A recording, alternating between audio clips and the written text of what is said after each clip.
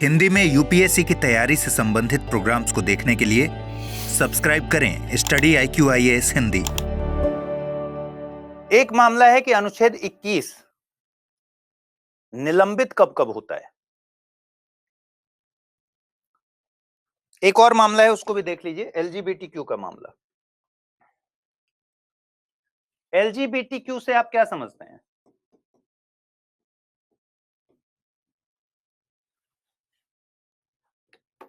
या फिर इसको आप लिखिए सेम सेक्स मैरिज का मामला। आप में से कोई अपडेटेड है कि सेम सेक्स मैरिज पर 2023 के लास्ट में सुप्रीम कोर्ट ने एक फाइनल वर्डिक्ट दिया है, वो क्या है? चलिए, सबसे पहले आप देखिए कि LGBTQ का मतलब क्या है। ए, ठीक है। L से आपको पता है लेस्बियन, G से गे, B है बाइसेक्सुअल के लिए, T है ट्रांसजेंडर, Q है क्वियर, A है असेक्सुअल,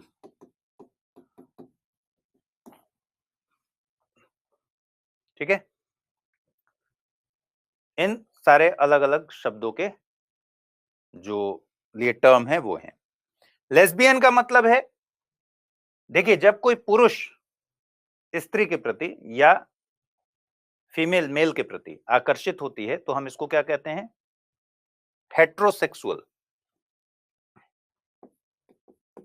हेट्रोसेक्सुअल, हेट्रोसेक्सुअल का मतलब है कि एक आमतौर पर जो चीजें होती हैं, मैक्सिमम अट्रैक्शन जो होता है वो क्या होता है? पुरुष का स्त्री के प्रति और स्त्री का पुरुष के प्रति, तो इसको कहते हैं हेट्रोसेक्सुअल। और इससे जो रिलेशन बनता है वो हेट्रोसेक्सुअल रिलेशन बनता है। प्लस क्यों लगा हुआ है? प्लस इसलिए लगा हुआ है कि हम जनरली LGBTQ पूरा नहीं बोलते हैं, बल्कि LGBTQ प्लस बोल देते हैं कि इसमें और भी हैं अभी, ठीक है, इसीलिए प्लस लगा दिया जाता है। जैसे हम कहते हैं ना कि P2I में 1000+ आवर्स की कक्षाएं हैं, यानी इसमें और भी घंटे हैं, ठीक है। तो लेस्बियन ये हेट्रोसेक्सुअल हो गया, जो मेल का फीमेल के प्रति आकर्षण हो गया या फीमेल का मेल के प्रति आकर्षण हो गया। अगर किसी फीमेल का फीमेल के प्रति आकर्षण है तो उसको कहते हैं लेस्बियन रिलेशनशिप। गे मतलब हो गया मेल का मेल के प्रति आकर्षण, ठीक है। बाइसेक्सुअल का मतलब हो गया एक व्यक्ति जो दोनों ही सेक्स के प्रति आकर्षण रखता है, मेल के प्रति भी और फीमेल के प्रति भी।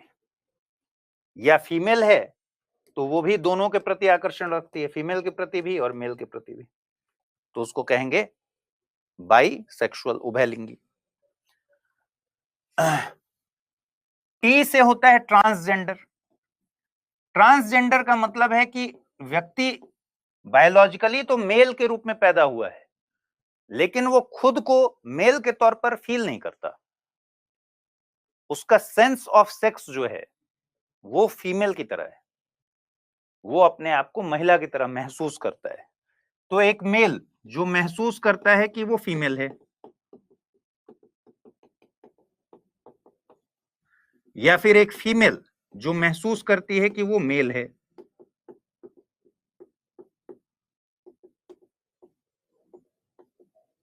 उसका सेंस जो है वो उसके बायोलॉजिकली उसके ऑर्गन्स हैं मेल वाले, लेकिन फीलिंग के लेवल पर वो उसका सेंस क्या है? फीमेल वाला, ठीक है। तो कहेंगे ट्रांसजेंडर, जेंडर के पार, जैसे ट्रांस हिमालय के उस तरफ, तो जेंडर के उस तरफ, ठीक है। क्वियर का मतलब वो लोग जो समझ नहीं पाते कि उनका अट्रैक्शन किधर है।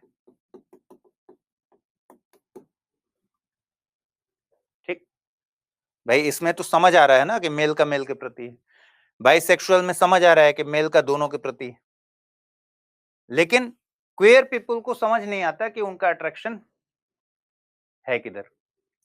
और असेक्सुअल मतलब किसी के प्रति कोई आकर्षण नहीं है, ना मेल के प्रति, ना मेल ना फीमेल, दोनों से ही कोई अट्रैक्शन नहीं, तो उसको कहेंगे असेक्सुअल। तो एलजीबीटीक्यू समुदाय को लेकर मामला इतना क्यों बढ़ा, उसकी वजह है सेक्शन 377। सेक्शन 377 कहता है, उसके पहले एक और बात समझिए, सेक्स और जेंडर में क्या फर्क है या दोनों एक ही हैं? ठीक है, हमने जब आर्टिकल 15-16 पढ़ा था तो हमने डिस्कस किया था कि यहां लिंग का अनुवाद है सेक्स, ठीक है, सेक्स है, जेंडर नहीं है। दोनों में अंतर क्या है? सेक्स है जो हम बायोलॉजिकली हैं, मतलब बायोलॉजिकली ऑर्गन्स, जब आप पैदा हुए जन्म के समय आप बायोलॉजिकली क्या डिफाइन थे, मेल या फीमेल, ठीक है। तो सेक्स एक बाइनरी कॉन्सेप्ट है, या तो मेल होगा या फिर फीमेल होगा, और इसको चेंज नहीं किया जा सकता, क्योंकि ये जब इंसान पैदा हुआ तो बायोलॉजिकली जो इंसान पैदा हुआ है वो है उसका सेक्स। और जेंडर क्या है? जेंडर है जो वो महसूस करता है।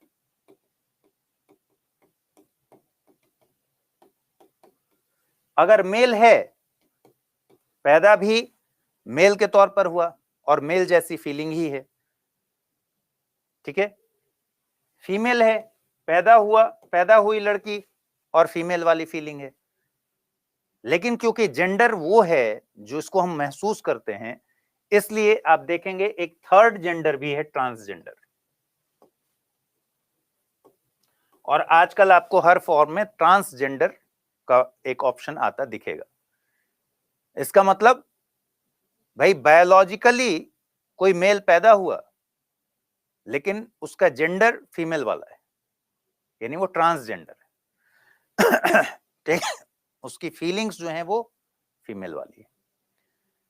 तो सेक्स हुआ जो बायोलॉजिकली आप पैदा हुए हैं, उसमें कोई बदलाव नहीं किया जा सकता, लेकिन जेंडर का मतलब है जो आप महसूस करते हैं अपने बारे में, ठीक है, फीलिंग्स हैं आपकी अपने बारे में, और वो जरूरी नहीं है कि जो आप बायोलॉजिकली पैदा हुए हैं फीलिंग्स भी आपकी वैसी ही हो।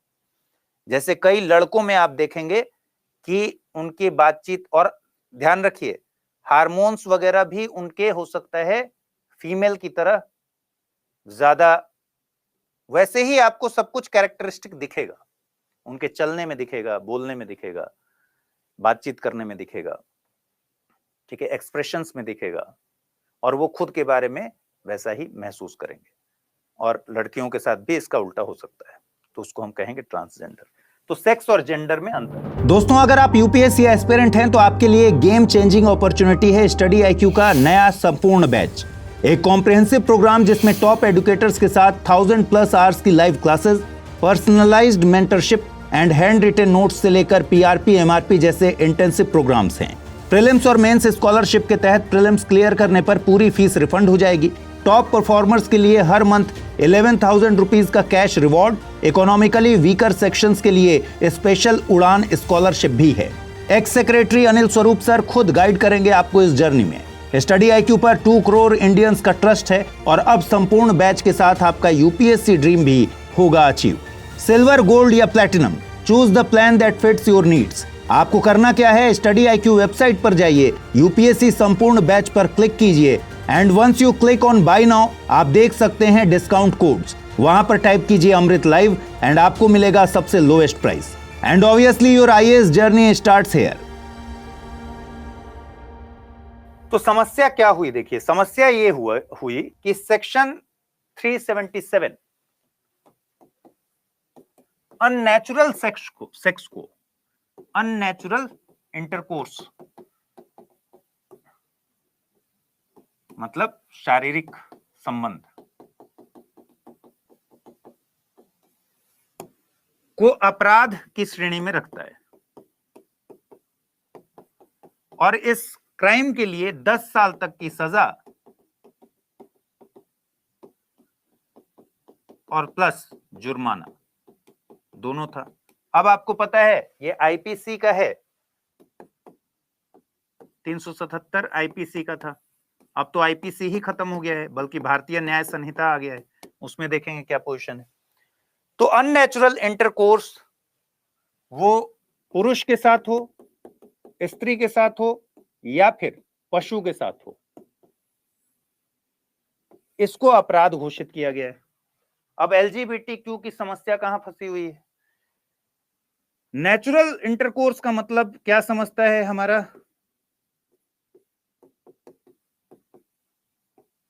कानून? नेचुरल इंटरकोर्स का मतलब समझता है पुरुष और महिला के बीच, ठीक है, सामान्य संबंध, सामान्य शारीरिक संबंध जो कि नेचुरली चलता है, ठीक है। शादियों में भी, हमारे पर्सनल लॉज में भी क्या माना गया है? शादी किसके किसके बीच हो सकती है? पुरुष और महिला के बीच में, इन्हीं दोनों के बीच शादी हो सकती है। पर्सनल लॉज भी यही बताते हैं, मुस्लिम पर्सनल लॉ हो, हिंदू पर्सनल लॉ हो, सारे लॉज किसी भी धर्म के हो, वो यही बताते हैं कि भाई पुरुष और महिला में ही शादी हो सकती है। तो हमारे कानून में भी यही प्रोविजन है कि नेचुरल इंटरकोर्स का मतलब है मेल और फीमेल के बीच में नेचुरली जो इंटरकोर्स होता है वही। अगर किसी महिला या पुरुष के द्वारा, यानी पुरुष के द्वारा महिला के साथ भी अननेचुरल इंटरकोर्स किया गया तो वो क्या है? एक से एक विक्षिप्त तरीके के भी लोग हैं। अननेचुरल इंटरकोर्स किया गया तो उस पर 10 साल तक की सजा है। अब एलजीबीटीक्यू का मामला यहीं फंसा हुआ है। लेस्बियन फीमेल फीमेल के बीच रिलेशन, गे मेल मेल के बीच रिलेशन, ठीक है, इसी तरीके से बाकी इन सब में अननेचुरल इंटरकोर्स है। तो अब ये ऑटोमेटिकली सेक्शन 377 के दायरे में। महिला महिला से अगर इंटरकोर्स करे इसका मतलब है कि वो अप्राकृतिक है, इसका मतलब 10 साल तक की सजा। यानी लेस्बियन अगर कोई है या गे कोई है, बाइसेक्सुअल कोई है, ये सब अननेचुरल इंटरकोर्स में आएंगे, तो इन सब को 10 साल तक की सजा हो सकती है। एक फाउंडेशन है नाज फाउंडेशन। नाज फाउंडेशन ने 2001 में एक केस किया दिल्ली हाई कोर्ट में, और दिल्ली हाई कोर्ट में केस किया कि सेक्शन 377 को इनवैलिड करार दिया जाए, 377 को असंवैधानिक करार दिया जाए, ठीक है। आपको बाद में मैंने बताई है कि सेक्सुअल जो ओरिएंटेशन है वो भी वाक्य एवं अभिव्यक्ति की स्वतंत्रता में है, बाद में सुप्रीम कोर्ट ने कह दिया। तो 2001 में जब दिल्ली हाई कोर्ट में मामला गया, दिल्ली हाई कोर्ट ने भगा दिया, इस याचिका को सुना ही नहीं, रद्द कर दिया, ठीक है। और रद्द करके दिल्ली हाई कोर्ट ने कहा कि नाज फाउंडेशन इसके लिए ऑथराइज नहीं है इस विषय पर बात करने के लिए, ठीक है। हमारे पास ऑलरेडी कानून है सेक्शन 377 जो कहता है वो ठीक है। लेकिन 2009 में, और नाज फाउंडेशन इसके लिए लड़ता रहा, 2009 में नाज फाउंडेशन केस में सुप्रीम कोर्ट में मामला चला गया, ठीक है, सॉरी दिल्ली हाई कोर्ट में, दिल्ली हाई कोर्ट में ही मामला चला गया। फिर से दिल्ली हाई कोर्ट का रुख बदल गया और दिल्ली हाई कोर्ट ने कहा नाज फाउंडेशन 2009 के केस में कि भाई प्राकृतिक व्यवस्था क्या है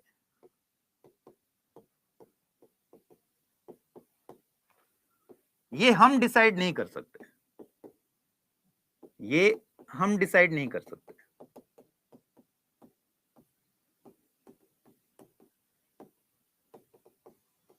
मतलब यही तो आधार है ना कि प्रकृति ने एक व्यवस्था बनाई है, पुरुष और स्त्री के बीच ही संबंध स्थापित हो सकते हैं।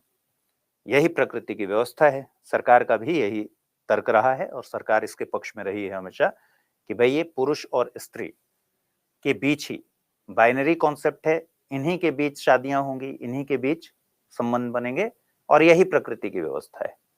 और अननेचुरल इंटरकोर्स के अगेंस्ट अगर कानून है तो वो प्रकृति की व्यवस्था के खिलाफ अगर आपने कुछ किया, संबंध बनाए, तो उसी को 377 आरोपी बनाता है और उस पर 10 साल तक की सजा है। ठीक है। तो 2009 में नाज फाउंडेशन मामले में दिल्ली हाई कोर्ट ने एक बड़ा बोल्ड डिसीजन लिया और कहा कि प्राकृतिक व्यवस्था क्या है, प्रकृति ने क्या डिसाइड किया है, ये प्रकृति बता सकती है, हम नहीं डिसाइड कर सकते कि प्राकृतिक व्यवस्था क्या है। मतलब ये हुआ कि कोई मेल के प्रति आकर्षित हो सकता है और ऐसे बहुत सारे साक्ष्य इतिहास में भी हैं। भाई सिकंदर के बारे में कौन नहीं जानता, ऐसे तो बहुत सारे ऐसे केसेस हैं। ठीक, इसलिए 2009 के केस में ये सेक्शन 377 का दायरा सीमित कर दिया, दायरा सीमित हो गया, संकुचित हो गया हाई कोर्ट के ऑर्डर के बाद। लेकिन फिर चैलेंज हुआ सुप्रीम कोर्ट में और 2013 में सुप्रीम कोर्ट ने एक मामले में दिल्ली हाई कोर्ट के इस फैसले को सुरेश कौशल वर्सेस नाज फाउंडेशन, ये सारे मामले आपको याद नहीं रखने हैं। इस पूरे केस में आपको सिर्फ नवतेज सिंह जौहर केस याद रखना है 2018 का। ठीक है। 2013 में सुप्रीम कोर्ट ने सुरेश कौशल मामले में कहा कि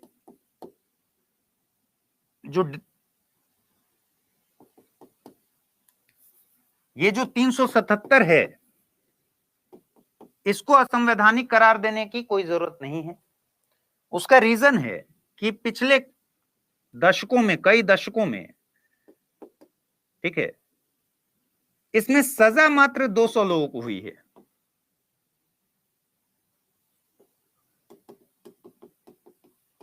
और इस कानून को बने रहना देना चाहिए। तो इसकी जो असंवैधानिकता का प्रश्न था उसको सुप्रीम कोर्ट ने खारिज कर दिया, यानी मामला फिर से वहीं आ गया जहां पहले था। 377 उतना ही प्रभावी हो गया। लेकिन फाइनली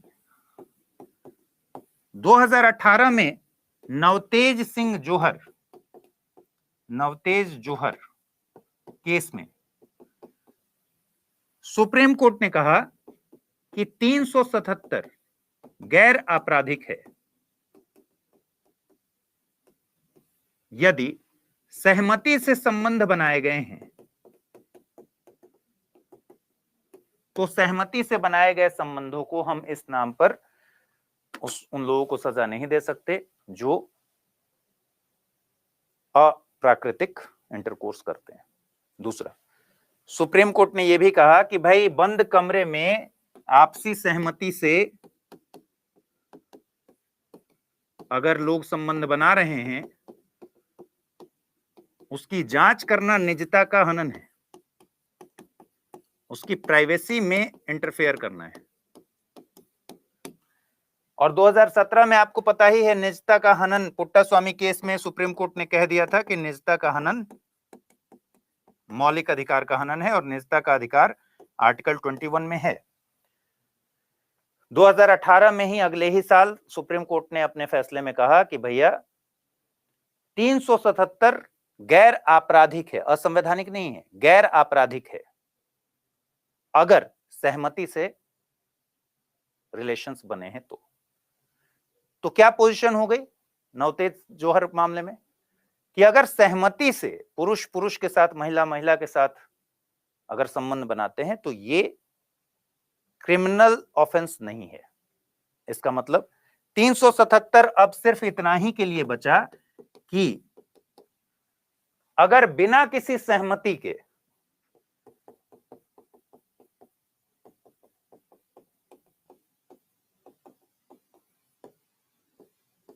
यौन संबंध बनाए गए, इंटरकोर्स किया गया,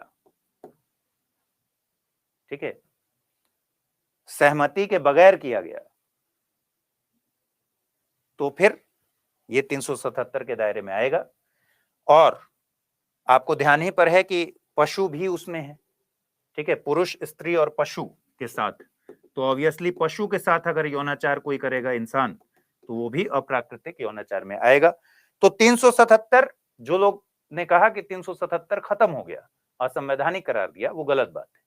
377 बना रहा, लेकिन बहुत ज्यादा संकीर्ण कर दिया गया, इसको नैरो डाउन कर दिया गया। और इसमें से जो सहमति के आधार पर लोगों ने बनाए संबंध, उनको 10 साल तक की सजा नहीं दी जा सकती, उनको कोई भी सजा नहीं दी जा सकती, ये सुप्रीम कोर्ट ने 2018 में अपने वर्डिक्ट में कहा।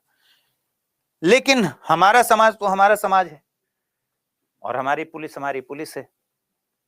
पुलिस परेशान करती रही लोगों को, मामला ऐसी तरीके से जा जाके कमरों में झांकने की आदत थी पुलिस को, दरवाजा खटखटा के लोगों को तबाह किया गया। प्रैक्टिकली ये मामले बहुत ज्यादा नहीं टैकल हो पाए, बट अब क्योंकि सुप्रीम कोर्ट का वर्डिक्ट आ गया था 2018 का, ये नौतेज जोहर मामले में, तो इसका मतलब आपको हमेशा समझना है कि 377 सेक्शन 377 को 2018 में ही क्या कर दिया गया, सहमति से अगर इंटरकोर्स किया गया तो इसको बाहर कर दिया गया, और सिर्फ इसका मतलब यह हुआ असहमति से अप्राकृतिक यौनाचार किया गया, मतलब यौन संबंध बनाए गए, अगर सहमति नहीं है तो, और पशु के साथ अगर किया गया तो उसके लिए सजा बरकरार रही।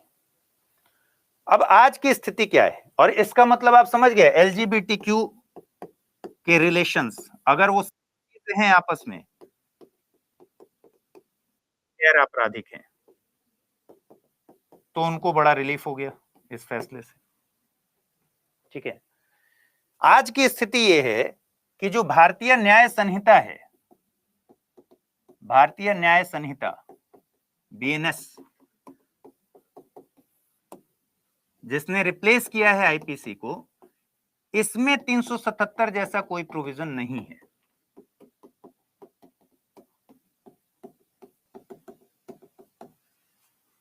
ठीक है, 377 वाले प्रोविजन को हटा दिया गया है भारतीय न्याय संहिता से। लेकिन अब एक और केस चल रहा है।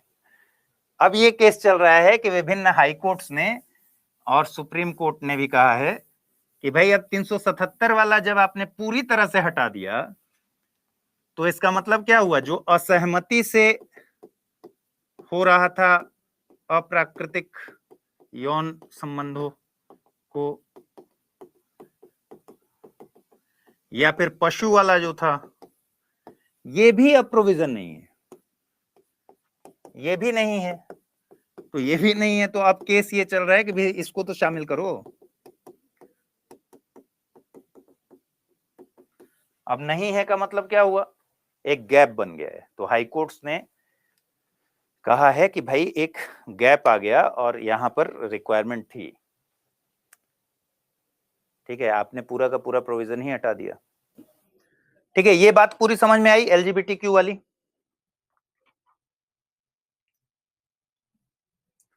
अब एक मामला था सेम सेक्स मैरिज का।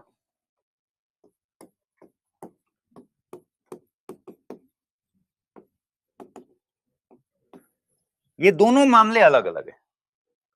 सुप्रीम कोर्ट ने 2018 में ये तो कर लिया कि अगर सेम सेक्स मैरिज की बात करें तो दोनों में अंतर क्या है। 2018 में सुप्रीम कोर्ट ने ये तो कह दिया कि 370 गैर आपराधिक है अगर सहमति से संबंध बनाए गए हैं, तो भले ही वो अप्राकृतिक हो। लेकिन अब सवाल है कि ये सिर्फ संबंधों के बारे में बात हो रही है, दोनों अपनी मर्जी से एक दूसरे से शादी नहीं कर सकते। शादी के लिए हमारे पास जितने कानून हैं वो क्या है? बाइनरी कॉन्सेप्ट पर आधारित है। तो अब दोनों में कॉन्ट्राडिक्शन हो गया। कॉन्ट्राडिक्शन कि आप बाइनरी कॉन्सेप्ट को हटा दीजिए, संबंध बना सकते हैं, लेकिन अपने मर्जी के व्यक्ति से शादी नहीं कर सकते अगर आप सेम सेक्स के हैं तो। ठीक है, और अपनी मर्जी के व्यक्ति से शादी करना तो आपका मौलिक अधिकार है। तो ये कॉन्ट्रडिक्शन हो गया। बट और सेम सेक्स मैरिज पर सुप्रीम कोर्ट में सुनवाई चल रही थी फाइनली, लेकिन सुप्रीम कोर्ट ने भी सेम सेक्स मैरिज को अलाउ नहीं किया, ये कहते हुए कि सेम सेक्स मैरिज को अलाउ करना पार्लियामेंट का काम है, संसद इस पर अपना काम करे, ये काम कानून के जरिए होगा और संसद कानून बनाए, अपना स्टैंड क्लियर करे, कानून बनाकर सेम सेक्स मैरिज को लेकर अपना रुख स्पष्ट करे। इसका मतलब ये किसके पाले में चला गया?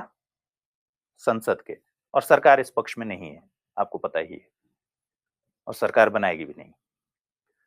तो अभी की स्थिति यही है कि सेम सेक्स मैरिज पर सुप्रीम कोर्ट ने अलाउ करने से इनकार कर दिया, संवैधानिक पीठ ने।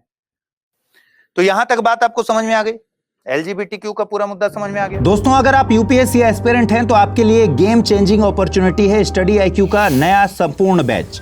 एक कॉम्प्रिहेंसिव प्रोग्राम जिसमें टॉप एडुकेटर्स के साथ 1000+ आवर्स की live classes, personalised mentorship and hand written notes से लेकर पीआरपी, एमआरपी जैसे इंटेंसिव प्रोग्राम्स हैं। प्रीलिम्स और मेंस स्कॉलरशिप के तहत प्रीलिम्स क्लियर करने पर पूरी फीस रिफंड हो जाएगी। टॉप परफॉर्मर्स के लिए हर मंथ 11,000 रुपीज का cash reward, economically weaker sections के लिए स्पेशल उड़ान स्कॉलरशिप भी है। X secretary Anil Swarup sir खुद गाइड करेंगे आपको इस जर्नी में। स्टडी आईक्यू पर 2 करोड़ इंडियंस का ट्रस्ट है और अब संपूर्ण बैच के साथ आपका यूपीएससी ड्रीम भी होगा अचीव। सिल्वर, गोल्ड या platinum, choose the plan that fits your needs. आपको करना क्या है? स्टडी आईक्यू वेबसाइट पर जाइए, यूपीएससी संपूर्ण बैच पर क्लिक कीजिए and once you click on buy now, आप देख सकते हैं डिस्काउंट कोड्स। वहां पर टाइप कीजिए अमृत लाइव एंड आपको मिलेगा सबसे lowest price. And obviously your IAS journey starts here. Hindi में यूपीएससी की तैयारी से संबंधित प्रोग्राम्स को देखने के लिए सब्सक्राइब करें स्टडी IQ IAS हिंदी।